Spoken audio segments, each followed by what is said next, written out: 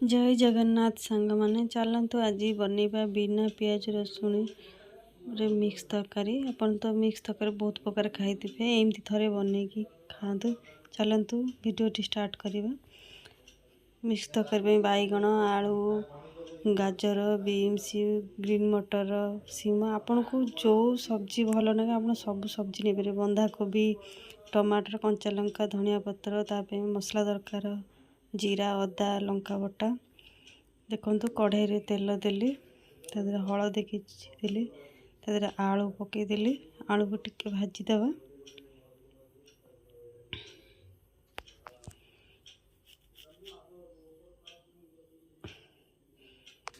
गाजर पकईदेवा बीट पकईदेवा कखारू भी पकईदेवा बीन्स पकईदेवा सब पकई तो गोलई नवा भल भाव में। कैप्सिकम भी पकई नवा तादरे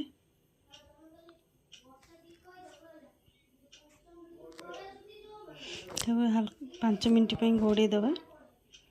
देखु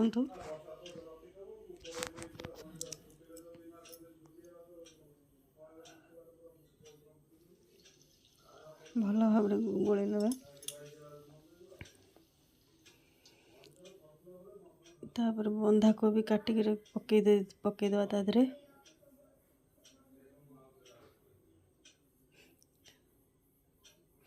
एमती थरे बनई खातु। देखु केते सुंदर टेस्ट लगे। गरम भात भी खाई परिवे न परोटा रुटी अपन जा छुआ माने तो खाइबा बहुत भल पाए। एमती पनीपरिया खाऊना एमती थरे बनई दिंतु छुआ को। देखु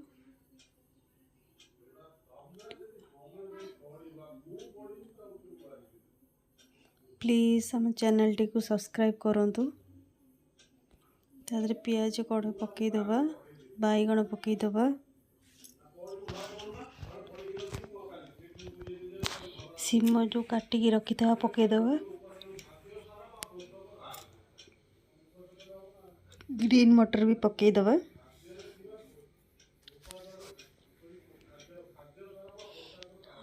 हलदी पकईदेवा 1 चम्मच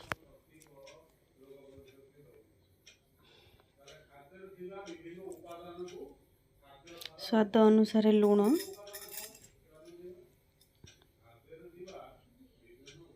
भल भाव गोलई नवा।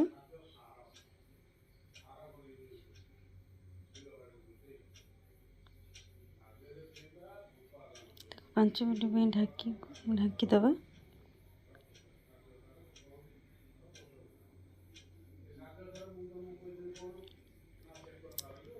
देखु परिवाटी भल भाजी हो गला गोलई नवा।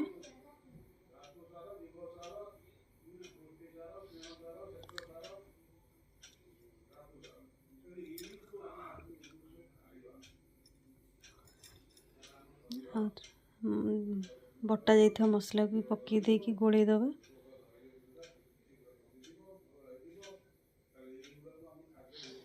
ताको भल भाव कषि नवा।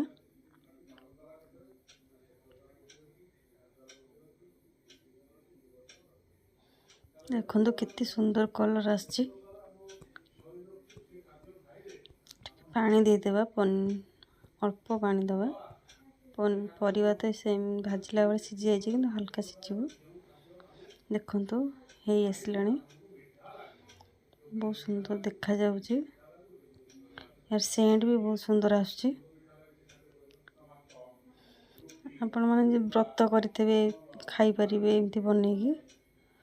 हे गला परे धनिया पत्र किछि काटी पकई दवा।